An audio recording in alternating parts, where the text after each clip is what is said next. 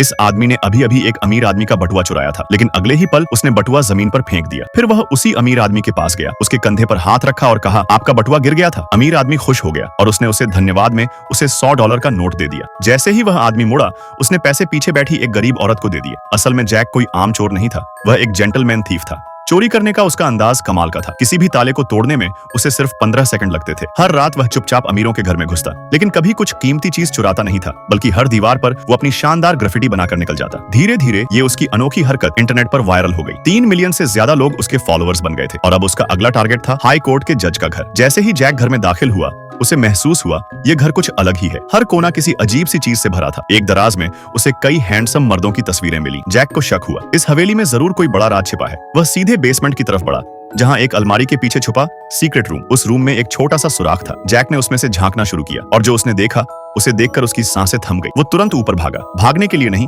बल्कि एक सही प्लान के साथ निकलने के लिए। तभी पूरे घर की लाइटें एक साथ जल उठी। जज घर वापस आ चुका था। असल में जज को अपने फोन पर अलर्ट मिला था कि किसी ने घर में घुसपैठ की है, लेकिन घर में ऊपर से नीचे तक सब कुछ वैसा ही था। जज को लगा शायद अलार्म सिस्टम में कुछ गड़बड़ी हो गई है। उसी दौरान उसकी नजर दीवार पर लगी पेंटिंग पर गई। वो थोड़ी टेढ़ी लग रही थी। जैक ने मौके का फायदा उठाना चाहा। वो धीरे से निकलने लगा, लेकिन शायद जज को कुछ आवाज सुनाई दी। जैक तुरंत जमीन पर लेट गया और बाल बाल बच गया। उसी वक्त उसकी नजर एक कमरे में पड़ी, जहां एक आदमी को बहुत बुरी तरह पीटा गया था, इतना कि वो पहचान में ही नहीं आ रहा था। अगले ही दिन जैक ने पुलिस को एक गुमनाम कॉल किया, लेकिन वो सीक्रेट रूम इतनी चालाकी से छिपा था कि पुलिस उसे ढूंढ ही नहीं सकी। अब एक जेंटलमैन थीफ की हैसियत से जैक ने ठान लिया कि इस राज को अब वही उजागर करेगा।